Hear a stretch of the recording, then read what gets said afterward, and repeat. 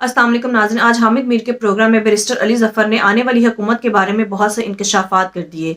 उनका कहना था कि अगर नून लीग ने हुकूमत बना भी ली तो इनकी हुकूमत 4-5 महीने से ज़्यादा नहीं टिक पाएगी और इसके पीछे बहुत सी वजूहात हैं। आइए पहले इनकी गुफ्तगू सुनते हैं, फिर इस पर बात करते हैं। मुस्लिम लीग नून की तरफ से मियाँ शहबाज शरीफ साहब को वज़ारत उज़्मा का उम्मीदवार बनाया गया है और आज पाकिस्तान तहरीक इंसाफ ने उमर अयूब ख़ान साहब को वज़ारत उज़्मा का उम्मीदवार बना दिया है। तो अब हुकूमत साजी के लिए जोड़ तोड़ शुरू हो चुका है। लेकिन दूसरी तरफ आप ये भी देख रहे हैं कि कल बरोज़ जुमा 16 फरवरी को बहुत सी जमातें पाकिस्तान के मुख्तलिफ़ इलाक़ों में 8 फरवरी के इलेक्शन में धांधली के ख़िलाफ़ वो मुज़ाहरा करेंगी, जबकि हफ्ते के दिन पाकिस्तान तहरीक इंसाफ ने भी मुज़ाहरों का ऐलान कर दिया। तो ये जो धांधली के ख़िलाफ़ एक तहरीक है, ये कामयाब होगी या नहीं होगी, ये बड़ी अहम बात है। और तहरीक इंसाफ अगर अपना वज़ीर आज़म का उम्मीदवार सामने ला रही है तो वो नंबर कैसे पूरे करेंगे, ये भी बड़ा अहम सवाल है। बैरिस्टर अली ज़फ़र साहब पाकिस्तान तहरीक इंसाफ के सीनियर रहनुमा और मारूफ कानूनदान हमारे साथ मौजूद हैं। अली ज़फ़र साहब, आपसे ये सवाल करूँगा कि कल कराची में जमात इस्लामी जो है वो योम स्याह मना रही है। कल हैदराबाद में GDA और JUI का मुज़ाहरा हो रहा है और कल ही बलूचिस्तान में भी मुख्तलिफ़ पार्टियां जो हैं वो मुज़ाहरा कर रही हैं। लेकिन आपकी पार्टी ने ऐलान किया कि हम हफ्ते को यानी परसों मुज़ाहरा करेंगे। तो क्या इसका मतलब ये नहीं है कि धांधली के ख़िलाफ़ जो जमातें शोर मचा रही हैं उनकी आपस में कोऑर्डिनेशन नहीं है? जी देखें, ये कोऑर्डिनेशन हामिद मीर साहब डेवलप हो जाएगी आहिस्ता आहिस्ता, क्योंकि एक तरह से ये एक दिन की प्रोटेस्ट नहीं होगी, ये कंटिन्यूस प्रोटेस्ट का इरादा है। और ये भी हमें आज मेरी मुलाकात हुई थी इमरान खान साहब से और उन्होंने ये कहा है कि जितनी भी जमातें प्रोटेस्ट करना चाहती हैं या जितनी भी पार्टीज़ जो हैं वो इस धांधली के ख़िलाफ़ उठना चाहती हैं और मुज़ाहरे करना चाहती हैं, आप उनके साथ रब्ता करें। और उस रब्ते के लिए एक कमेटी भी फॉर्म हो गई है। तो यकीनी तौर पे कल जो जमातें कर रही हैं उनको हम उनके साथ रब्ता करेंगे। परसों PTI ने प्रोटेस्ट करनी है और उसके बाद ये फिर एक बार मोमेंटम इसका जिस तरह बढ़ता जाएगा उस तरह जितनी पार्टीज़ इसमें शामिल होना चाहती हैं उनके साथ भी मुज़ाकरात होते रहेंगे। जो इस वक्त फ़ैसला हुआ है वो यही है कि इस धांधली के ख़िलाफ़ शायद कानूनी जंग तो अपनी जगह चलती रहेगी, लेकिन उसमें वक्त लगेगा। इन द मीन टाइम जो आपका सियासी मैदान है उसको खाली नहीं छोड़ना चाहिए। अच्छा। और अगर बाकी पार्टीज़ ने फ़ैसला किया है कि हम इसका मुकाबला करेंगे पॉलिटिकल फ्रंट पे भी, सियासी मैदान में भी, तो PTI उसके पीछे नहीं रहेगी।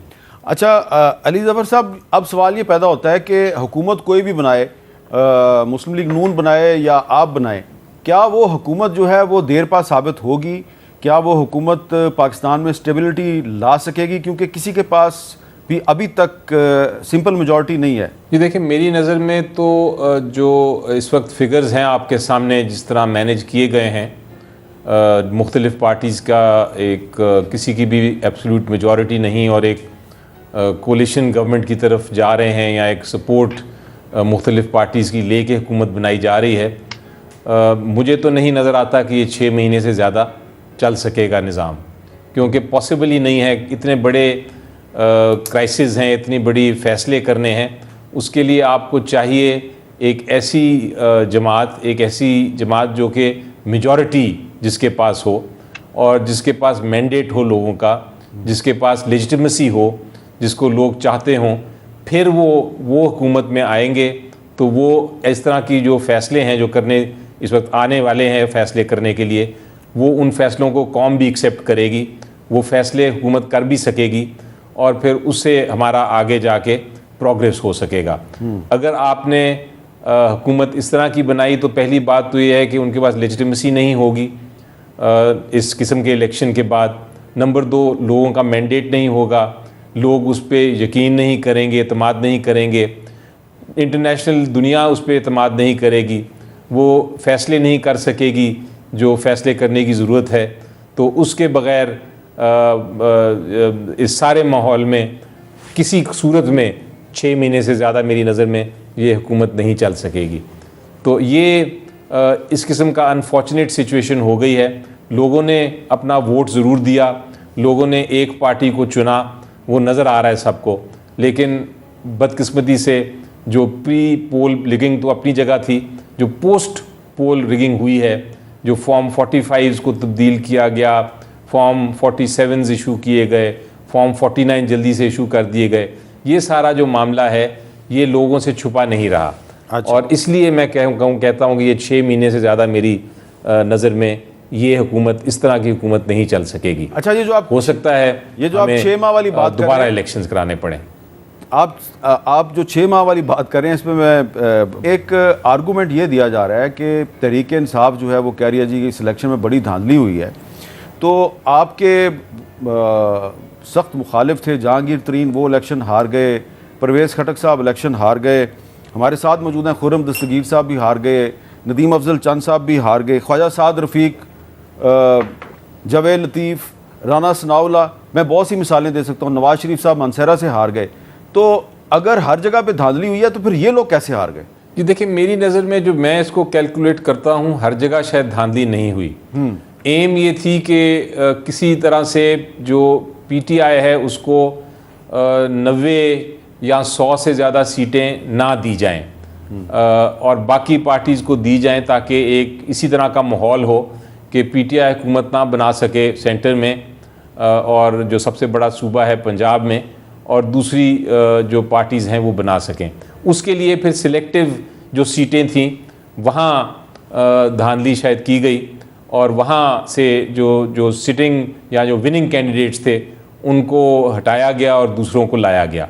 तो इसलिए ये नहीं आप कह सकते कि 100% हर सीट पे ही धांधली हुई।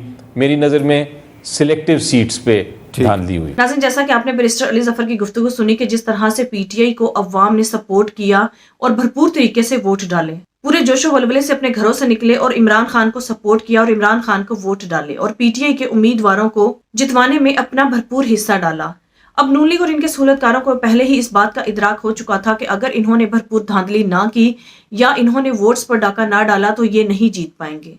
तो इमरान खान 2/3 मेजोरिटी से भी ज्यादा सीटें ले जाएगा, जो नून लीग और इनके सहूलतकारों के लिए डरावने ख्वाब की तरह था। लिहाजा इनकी तरफ से पूरी एफर्ट लगाकर धांधली की गई। नाज़रीन, ये जो कहते हैं कि अगर इलेक्शन फ्री एंड फेयर हुए हैं तभी तो साद रफीक, राना सनाउल्लाह और जावेद लतीफ दीगर नून लीग के रहनुमा हार गए हैं। नाज़रीन, इसके पीछे की वजह यही है कि अवाम ने पीटीआई को वोट ही इतना डाला कि ये हार गए। अगर इनको भी जितवा दिया जाता तो इलेक्शन की जो 1 से 8% क्रेडिबिलिटी थी वो भी बाकी ना रहती और पूरी दुनिया की तरफ से बड़ा सख्त रद्देअमल सामने आता। रद्देअमल तो अभी भी सामने आ रहा है, लेकिन अभी भी कुछ ना कुछ नाम नेहाद जमहूरियत या नाम नेहाद इलेक्शंस का नाम बाकी है। दूसरी तरफ जहां से ये लोग हारे, इसके पीछे एक वजह ये थी कि साद रफीक, राना सनाउल्लाह और जावेद लतीफ हारने की एक वजह ये भी थी कि एस्टैब्लिशमेंट ने इन हलकों में धांधली नहीं की और इनको इनके हाल पर छोड़ दिया, क्योंकि ये माजी में भी एस्टैब्लिशमेंट के खिलाफ प्रोपेगेंडा करते रहे हैं। लिहाजा अवाम ने खुद ही इनका एहतसाब कर लिया। दूसरी तरफ शहबाज शरीफ जो ताकतवर लोगों की चापलूसी करते हैं, बूट पॉलिश करते हैं। शहबाज शरीफ जैसे नून लीग में चापलूस और बूट पॉलिश मौजूद हैं। शहबाज शरीफ के उम्मीदवार जिस हल्के में भी थे उन सबको धांधली करके फुल सपोर्ट करके जितवा दिया गया,